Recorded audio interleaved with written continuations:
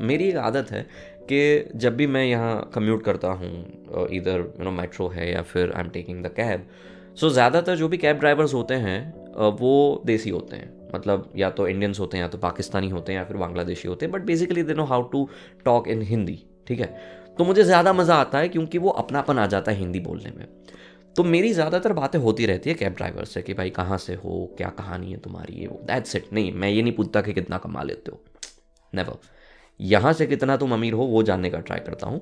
और मुझे मज़ा इसीलिए भी आता है क्योंकि जनरली उनके साथ कोई बात नहीं करता है ना, लाइक इनके पास इतनी सारी प्यारी कहानियाँ होती है, बस सुनने को कोई नहीं होता है। And I am a good listener, you can ask any of my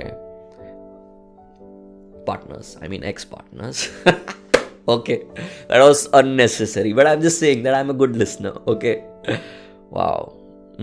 Okay, so coming back to the main point कि मुझे ना बात सुनने में बहुत मज़ा आता है, क्योंकि अगर आपके मन में कुछ बात आपको भरनी है तो पहले आपको घड़ा भरना पड़ेगा, है ना। अगर आपको पानी पीना है तो पहले पानी भरना पड़ेगा उस मटके में। तो मैं कहानियाँ ऐसे ढूंढता हूँ। तो उस कैब ड्राइवर ने ना बहुत प्यारी प्यारी बातें की, बहुत मज़ा आया मुझे। और फिर बोले कि सर पर एक सच बात बताऊं, पिछले 11 सालों से मैं दुबई में हूं, पर एक रात ऐसी नहीं गई है कि जिसमें मैं ऐसा सोचूं कि बस अब थक के सो जाना है। मैं हर रात यही सोचता हूं कि बस ये काम खत्म हो, मैं अपने घर पहुंचूं और फिर सो जाऊं। और पता है सर, कभी सपने नहीं आते मुझे। मैंने बोला हाँ, बहुतों को नहीं आते। तो बोले कि नहीं सर, हम थक इतने जाते हैं ना कि सपने ही नहीं आते, सीधा पसार के सो जाते हैं और फिर सुबह होती है और फिर यही चलते हैं। And that showed a different side of life. तो उसी बारे में शकील आज़मी साहब ने जो लिखा था वो आपके साथ शेयर करता हूँ कि ख्वाब क्या देखे थके हारे लोग, ख्वाब क्या देखे थके हारे लोग, वो ऐसे सोते हैं जैसे मर जाते हैं, वो ऐसे सोते हैं कि जैसे मर जाते हैं। ख्वाब क्या देखे थके हारे लोग। पता है, बहुत सारे लोग ना थोड़ा अलग तरह का करते हैं। वो सो नहीं पाते हैं, इसलिए वो अपने आप को थकाते हैं।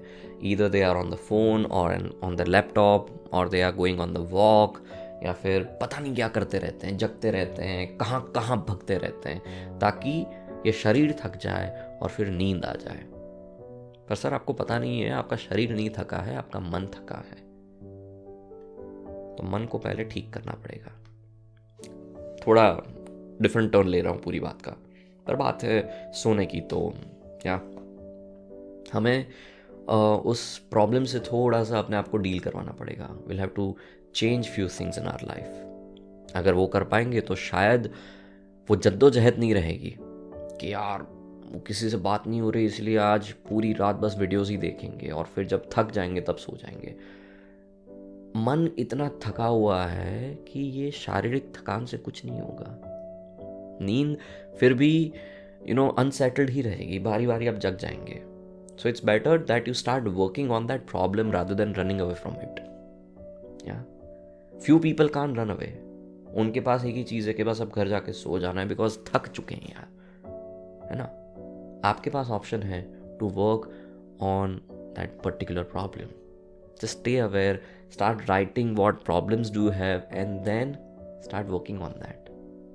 ठीक है, एक एडिक्शन हो जाता है रात को जगने का और फिर स्क्रीन्स को ऐसे स्क्रॉल करते रहने का या फिर देखते रहने का, बट रिप्लेस दैट। जैसे कि मैं क्या करता हूँ कि जब जब मुझे बहुत ज़्यादा ऐसा लगता है कि यार आज रेस्टलेसनेस है, तो मैं किताब पढ़ लेता हूँ। किताब पढ़ने में एक तो क्या है कि आपको बहुत ध्यान देके पढ़नी होती है, क्योंकि आपको इंटरेस्ट भी है but at the same time आपको सोना भी है, तो आप एकदम ध्यान लगा के पढ़ते हो और आपका स्क्रीन के साथ का जो इंटरेक्शन है वो कम हो जाता है। That calms your mind. At least सोने के 1 घंटे पहले स्क्रीन को छूना ही नहीं है, ये मैंने तय कर लिया है। बात खत्म। और फिर ये किताब ले ली, दूसरी बात खत्म। So that's how you change your vibe. So ऐसी छोटी छोटी चीज़ें जो आपको करनी है, तो स्मॉल हैबिट्स जो आप चेंज कर सकते हो, which will actually convert into a good habit and then it would give you a good peaceful sleep. बस उसके ऊपर काम करना है, थोड़ा सा ये पैंतरा आजमाना है। तो जब जब रात को नींद ना आए या फिर स्क्रीन स्क्रीन स्क्रीन भगाओ, कुछ पढ़ो, अपने आप नींद आ जाएगी।